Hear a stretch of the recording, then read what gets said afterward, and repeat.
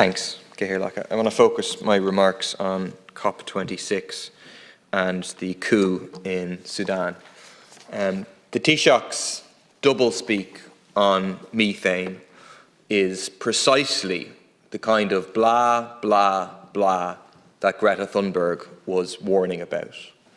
Yesterday, he signs up to a global target of 30% reductions in methane by 2030, the absolute minimum necessary. And today, he says Ireland won't even try to meet that target, instead setting a 10% target. The Taoiseach and the government, it seems, are fully committed to other states tackling climate change. Fair play.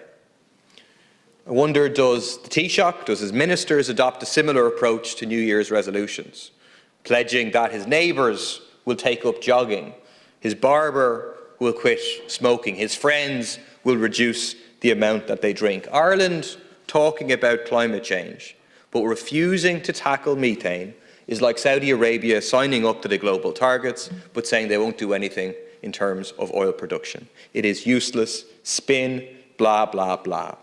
To tackle climate change in this country, we need to stand up to the beef barons, to the Larry Goodmans of this world, to agribusiness, big agribusiness. We need to take them into public ownership so we can plan the nature of our agriculture and incentivise a shift by small farmers with no loss in income, in fact an increase in income for small farmers, for sustainable farming, to pay them for carbon sequestration, to pay them for ecosystem services, to guarantee everybody a decent quality of living. I want to also take up the question of capitalism. Interestingly, it was a focal point of the Taoiseach's remarks earlier today in relation to COP26. In fact, in Taoiseach's questions, he went so far as to say that in his opinion, Ireland is not a capitalist state. Reminiscent of perhaps the time that he said that we didn't bail out any banks. I'm not sure what else it is if it isn't capitalism.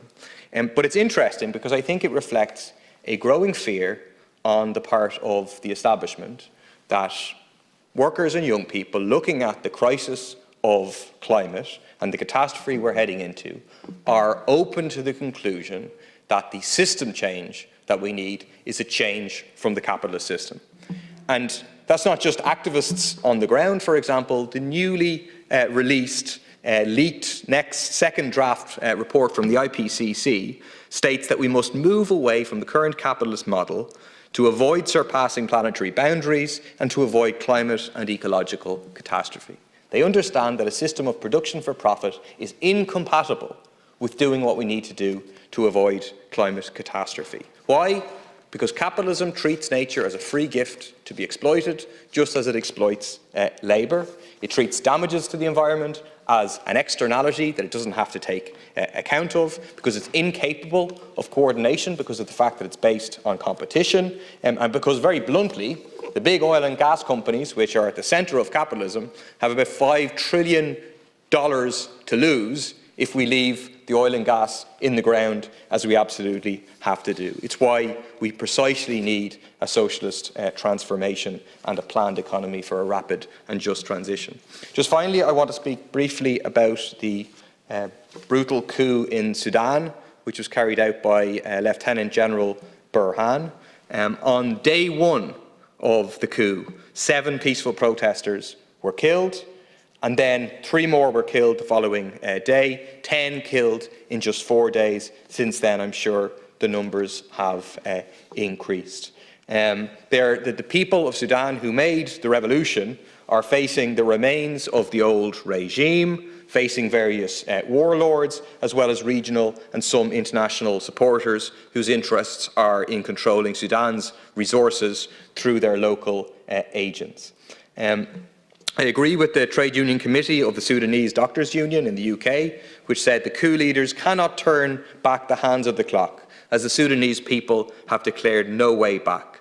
Our people are capable of achieving what they want, despite the attempts of the tyrants to kill our dreams of freedom, peace and justice. We call on the masses to declare complete civil disobedience and take to the streets to oppose this coup.